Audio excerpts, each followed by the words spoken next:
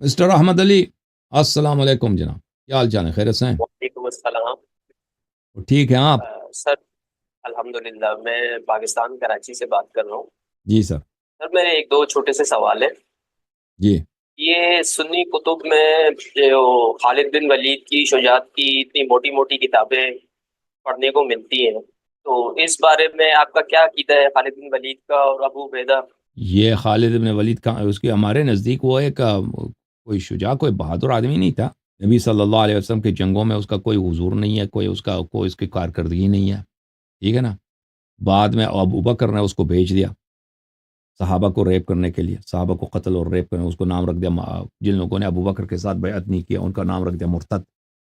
اور میرا یہاں پہ ایک تقریر ہے، آپ دیکھ لیں اس کو، مانعین زکوٰۃ کے لیے، کہ جن لوگوں نے ابو بکر کو زکوٰۃ نہیں دی۔ خالد ابن ولید کیا کرتا تھا؟ خالد ابن ولید فوج کے ساتھ لے کے جاتا تھا رات کے، وہ بھائی میں کوئی قبیلہ ہے مسلمانوں کا، وہ رہ رہے ہیں بھائی عرب میں صحرا میں، تو یہ رات کو جاتے تھے وہ قبیلے کے باہر، وہ بیچارے وہ تو جنگ کے لیے تیار تو نہیں تھے قبیلے والے۔ اب ایک فوج آ گئی باہر سے، وہ قبیلے میں فرض کریں اس میں 20 آدمی مرد ہیں، 20 فیملیز ہیں، 40 آدمی وہاں پہ مرد ہیں، یہ لوگ 1000 آدمی آ جاتے ہیں، رات کی تاریکی میں گھیر لیتے ہیں اس کو، پھر حملہ کرتے ہیں، ان کے مردوں کو ذبح کرتے ہیں، عورتوں کے ساتھ یہ زیادتی کرتے ہیں، اور ان کے مال وغیرہ جو ان کا نام کیا رکھا تھا؟ مرتد رکھا تھا ان لوگوں نے۔ میں آپ کو دکھا دوں کہ یہ ردہ کے لوگوں، جن کو خالد ابن ولید نے ان کے ساتھ جو کیا، ان کی بہادری یہی ہے نا، انہوں نے غریبوں کے ساتھ مسلمانوں کے عورتوں کو اٹھا کے لے کے آئے۔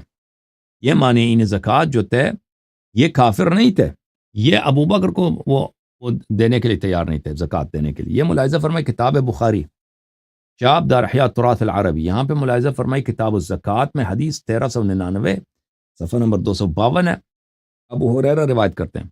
میں اس کو فل پیج کرتا ہوں پھر آپ کے پاس آ جاتا ہوں۔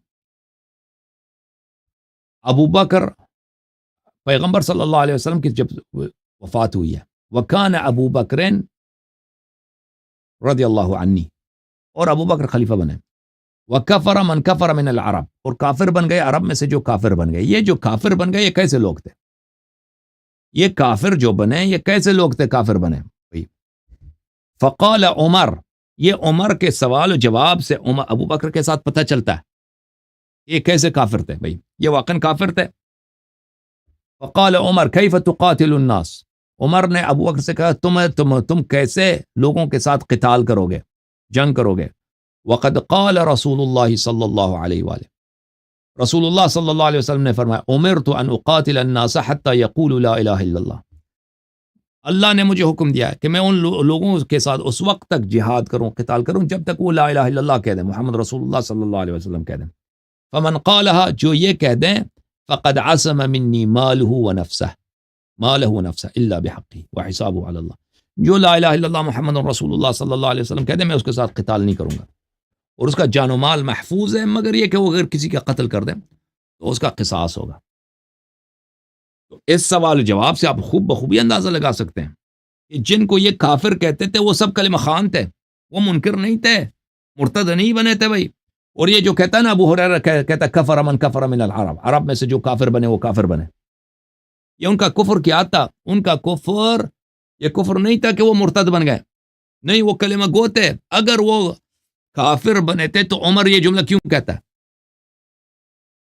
عمر کا یہ جملہ کہ بھائی ابو بکر اس پہ اعتراض کرتا ہے کہ تم لوگوں سے کس مجوز پر تم ان کے ساتھ قتال کرو گے، تیرا اس قتال کا جواز ہی کیا ہے؟ پیغمبر صلی اللہ علیہ وسلم فرماتے ہیں کہ جب تک کلمہ پڑھتے ہیں، جب میں لوگوں سے اس وقت تک جہاد کرتا ہوں جب تک وہ کلمہ پڑھتے ہیں، جب انہوں نے کلمہ پڑھ دیا تو ان کا جان و مال محفوظ ہے، ٹھیک ہے نا۔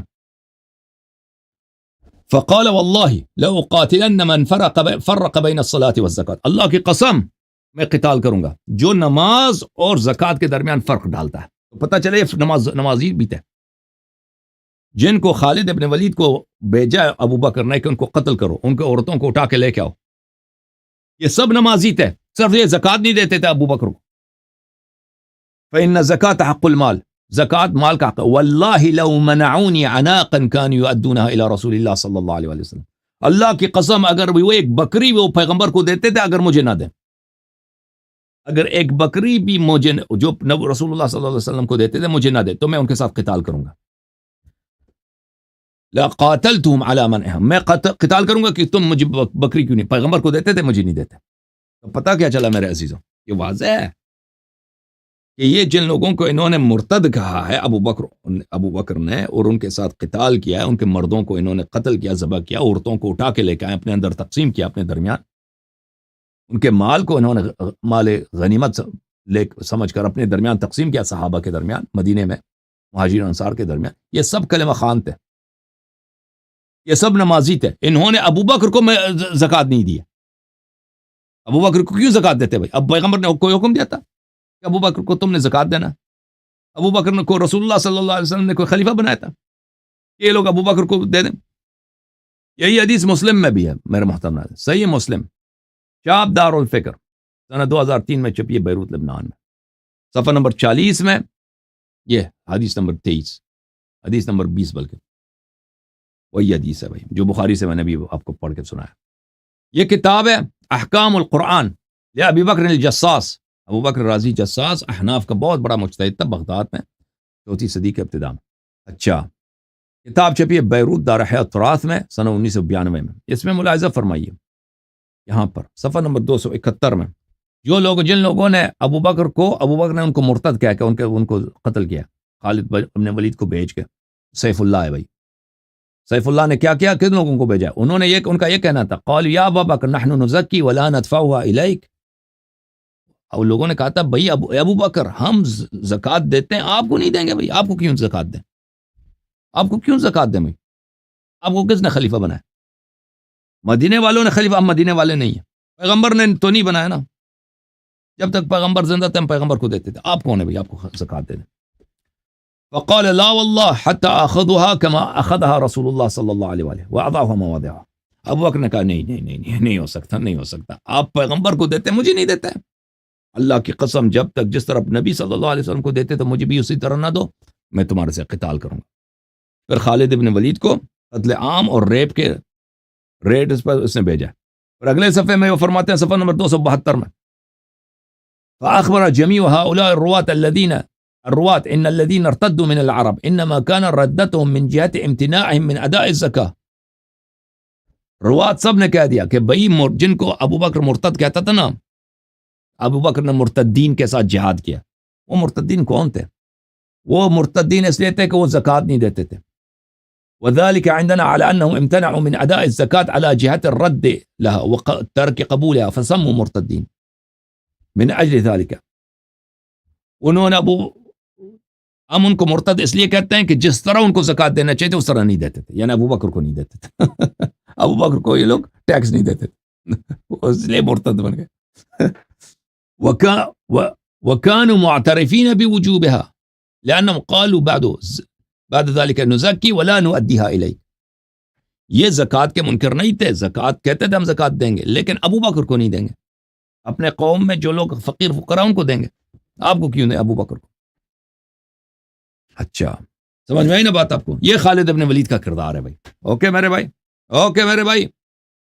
جی اللہ یاری صاحب، تو ایک سوال اور ہے میرا اس میں جی.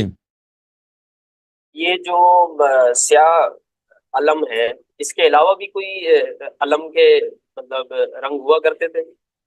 مجھے یاد نہیں ابھی. یہ سیاہ غم کے لیے کرتا ہے نا، غم کے لیے.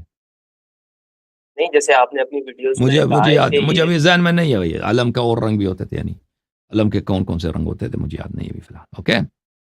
اچھا، اہل سنت میں نے یہ دیکھا ہے کہ مطلب صحابہ کی شجاعت کی اور ہر طرح کی، یعنی کہ ان کی بہت تعریفیں کی گئی ہیں، لیکن اہل بیت کا ذکر بہت کم ملتا ہے. جی. تو اس کی کیا وجوہات ہے؟ یہ بغض اہل بیت ہے یا انہوں نے مطلب راویوں نے لکھا نہیں؟ ان کا کام ہی نہیں بنتا نا. وہ اگر اہل بیت علیہ السلام کے حق بتا دیں تو پھر ابو بکر عمر کہاں جائیں گے؟ ان کی خلافت کہاں جائے گی بھائی؟